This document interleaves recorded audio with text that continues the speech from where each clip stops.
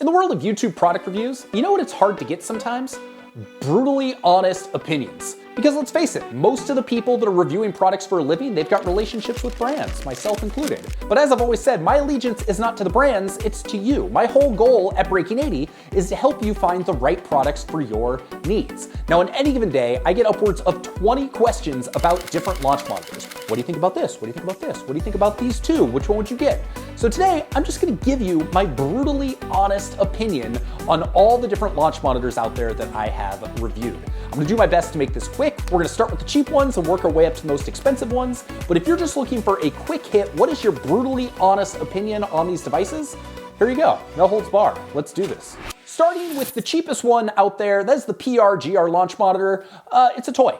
The numbers I would not put a whole lot of stock in, but if you're looking for something to use on the range just to keep yourself more entertained or have more fun with it, then you can definitely go check it out. Considering you can pick it up for under $200, you can't go too far wrong. I just wouldn't put too much stock in the numbers. You can certainly get some numbers that are going to be accurate-ish, but in terms of consistency across the board, I wouldn't expect too much. Rapsodo MLM, the original Rapsodo. It's the PRGR just in a better package. I haven't had a ton of great luck with the accuracy, but again, if you're just looking for something to have fun with on the range, you're looking to start getting a general idea of where your numbers look for $300, like it's a pretty killer deal, especially considering that that's the cheapest device that has lateral data, so it's actually going to tell you what your shot is doing if it's going left or right. But again, kind of in that sub $300 price range, that's kind of like toy to me, that's fun, that's not necessarily a real tool. Accuracy wasn't great, but certainly did make the range more fun. The original Flightscope Mevo. There's a lot to like here. I think it's among the most accurate, if not the most accurate, under $500. The problem is it's going on like 5 years old now. It's definitely getting a little long in the tooth. It doesn't even have USB-C. It's still USB Mini. It also doesn't have any lateral data. I do like that you can now use the Mevo in the regular Flightscope app because the old Flightscope Mevo app definitely was starting to look a little outdated. And I do love the fact that it's the cheapest unit you can use with an Apple Watch because if you are an Apple Watch user, this makes it way more convenient. Would I recommend people buy it these days? Not at the retail price of $500. If you can find it for $350 or less, then I do think it's a pretty good deal, especially considering that the carry numbers are pretty accurate for the price point. But because the next one I'm going to talk about exists, I don't think it's going to be the best fit for most people.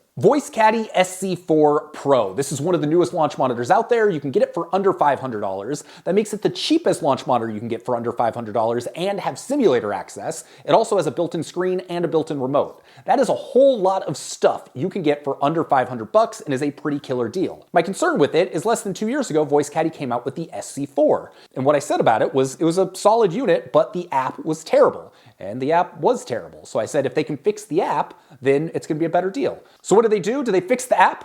No, they just released the SC4 Pro, which has a new app, and they kind of abandoned all the other SC4 users. There was a little bit of a deal there for people that wanted to upgrade, but I was really disappointed to see Caddie do that, and my concern with the SC4 Pro is that they might do it again.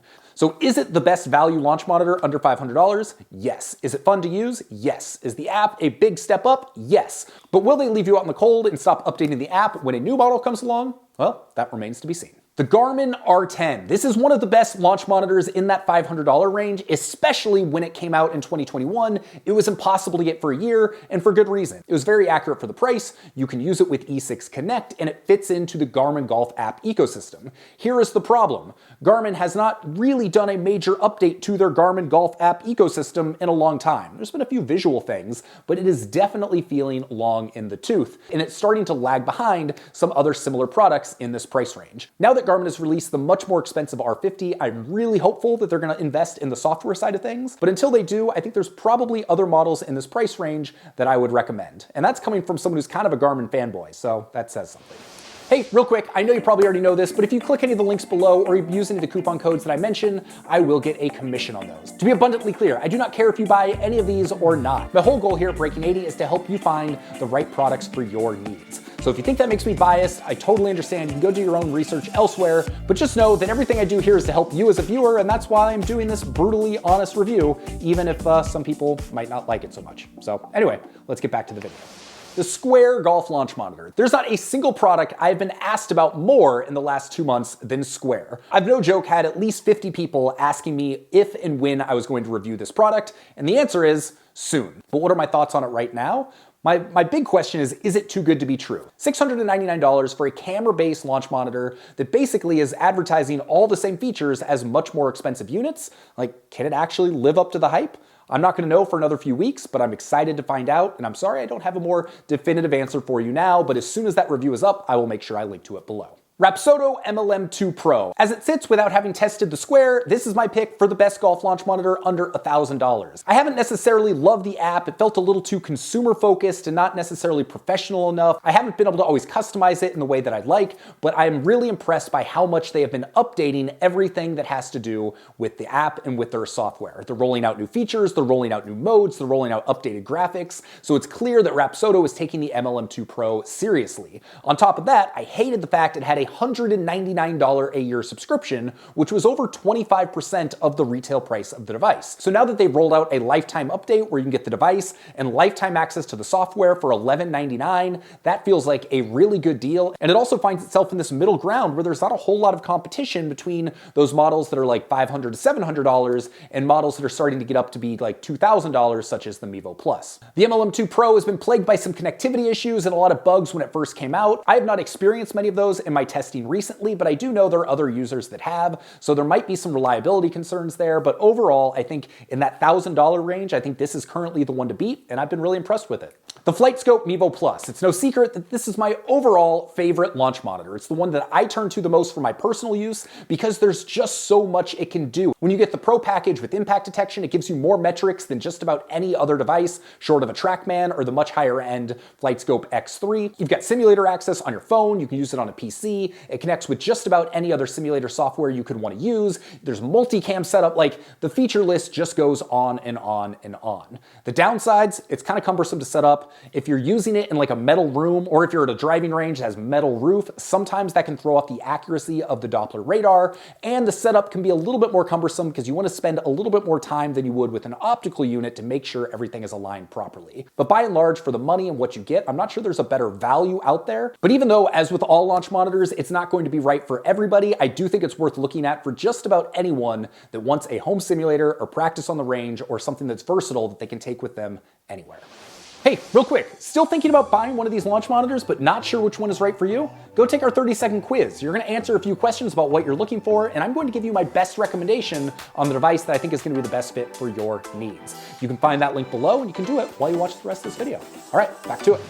All right, Skytrak Plus. I love the fact it's an optical unit. I love the software. I think the user interface feels super modern. It's one of the best out there. With the new 5.0 update to their PC software, the simulator features are awesome. And better yet, it's the only launch monitor that I know of that is compatible with Macs. So if you're a Mac user and you don't want to buy a separate dedicated gaming PC to build out your simulator, this might be the best option for you. That being said, when we're talking about units between $2,000 to $5,000, it's the one I have the most questions with when it comes to accuracy, and it also doesn't have angle of attack, which feels like a very weird metric to leave out. It's very easy to set up, it's got good compatibility, and while it doesn't have a built-in screen, you can also usually find it for quite a bit less than a lot of the other competing optical monitors that we're going to talk about in just a second. All right, now we're going to get into the Bushnell and the Foresight launch monitors, which now there's a whole bunch of them, and they've undergone a whole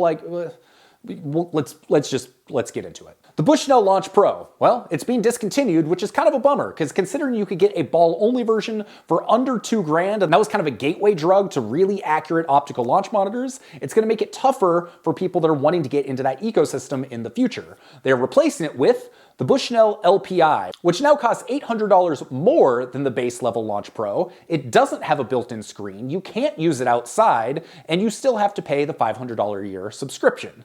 The bonus is it does include club data, so for some people you might be saying, oh, it's now cheaper, it's better. And for others, you're like, no, it's more expensive and it's worse.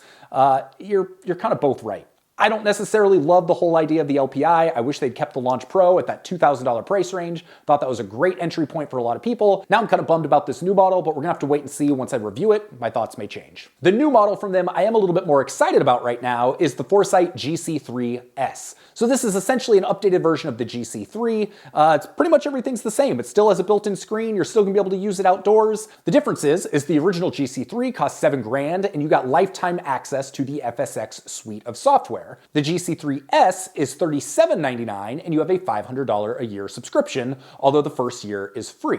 But the biggest update to the GC3S is you now get a Bushnell Pro X3 Link rangefinder, which is one of the most high-end, top-of-the-line rangefinders you can get, and now it will integrate with data from that launch monitor. And so what's going to happen is your rangefinder is now going to be able to take that data it knows from your launch monitor and make club recommendations for you. Here's the thing that's been nagging at me though. If you're good enough to need a multi-$1,000 launch monitor and a very expensive rangefinder, you're out on the course and you can't figure out what club you need on your own, well, I kind of feel like you've got bigger problems. So while it's really cool from a tech perspective, how useful is it going to be to a lot of golfers? That remains to be seen. All that to say, despite the high subscription, I do feel like this overall package is pretty compelling, especially since FSX Play is my favorite simulator software, so I'm excited to get my hands on a GC3S and see how it works. Now looking at the Foresight GC3, it's essentially the same as it's always been, except now you're going to get one of those fancy rangefinders along with it. So in my mind, the GC3 line, getting better. But the Bushnell Launch Pro or LPI line, not as appealing to me. All right, Uneekor Eye Mini. This thing is a beast. It is huge, and the carrying case that comes with it is best in the business. You carry around this carrying case and you feel like a badass. This thing is awesome. I really like the e-ink built-in screen. I actually like it more than the LED screen you're gonna find on the Launch Pro and the GC3. Accuracy, user experience, it feels very similar to both those devices. I will say I like the simulator software way better on the Foresight Bushnell units in FSX Play. The refined software, which is Uneekor's simulator software, it's fine, the graphics are okay, and it doesn't have any of the courses you would actually want to play, which is kind of a bummer. That being said, its View software, which is what you're going to use for practice, is excellent. Of all the different launch monitors, the View software has quickly become one of my favorite ones to use, and the fact that it's included for free without any subscriptions is really nice. Uneekor Eye Mini Lite. When I first got this thing, I was really disappointed. There was no mobile access, there was no battery, it had to be plugged in, it had to be plugged into an Ethernet cord, you had to have a gaming PC in order to run it. There were all these things I didn't like about it, until I realized it's not a mobile launch monitor. It's meant to be a launch monitor you set up at home, you use it indoors, and once I kind of realized that and made that mindset shift, I started to realize, oh, this thing actually has a ton of value for what you get. Not to mention, I put it up against a TrackMan and it was very accurate, just like its older brother, the Eye Mini. So while the Eye Mini Lite is certainly not for everybody, I do think for a very specific person, it might be the best option out there. And on paper, the Eye Mini Lite is directly competing with the new Bushnell LPI. And even though I haven't used that one yet, based on what I know and having used other Bushnell products, I would probably lean towards the Eye Mini Lite. I was very impressed by that unit. Golfzon Wave. Why haven't we heard more about this? It's the only launch monitor I know of that comes with a dedicating putting tray with infrared sensors to give you accurate putting reading. Is it the only launch monitor that can actually make putting good?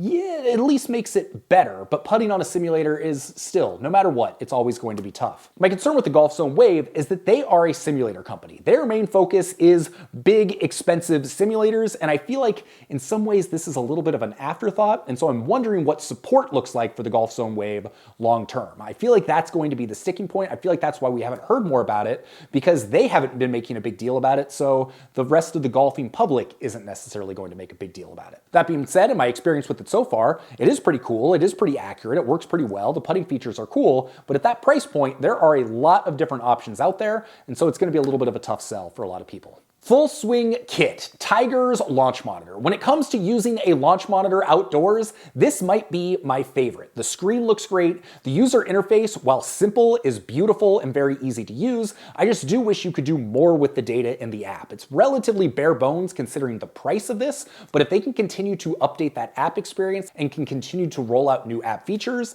then this is definitely one that I think is going to increase in popularity. The downside is, even though I absolutely love it outdoors on the range, indoors, that's another story. First off, you need a ton of space, and in my testing and putting it up against a TrackMan indoors, the numbers were kind of all over the place. And in a couple sessions and lots of adjusting, I haven't been able to get it to match up and get to be more accurate. And so I know in the early days, there were some accuracy questions about the kit. Seems like outdoors, that's fully solved. It seemed really dead on in terms of distances on the range.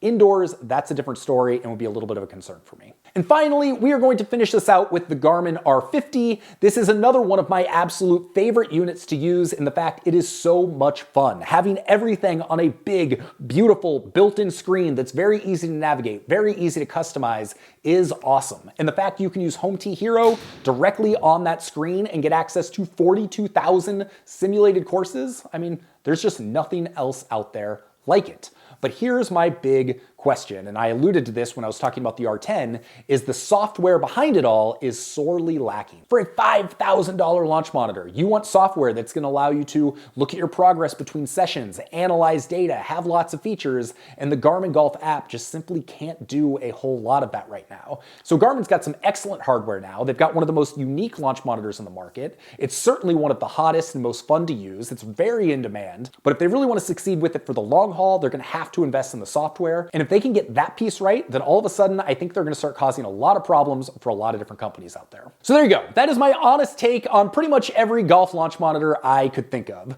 I didn't do the highest end stuff because let's face it, if you're watching this video, you're probably not spending like 30, 40 grand on a TrackMan. So hopefully that wasn't too much of an issue for you. If you have questions on any of the launch monitors we talked about here, feel free to drop a comment. I will do my very best to answer. I will say that's been one of the toughest things for me over the past year is these videos have gotten pretty popular. And so I receive so many questions about these on a daily basis. I haven't been able to answer every single one. That being said, I'm going to do my best to continue to answer as many as I can, as well as find other ways to help you get the answers that you need. If you would like more details or more thoughts on these products, all the ones that I've reviewed, I have linked to below. There's a whole bunch of them, so go get lost in all of that. But with that, my name is Sean Ogle. I'm the founder of this thing here, Breaking 80, where we talk about cool golf products and cool golf courses. If you got some value out of this, I'd love it if you'd hit that subscribe button, and we'll see you on the next video.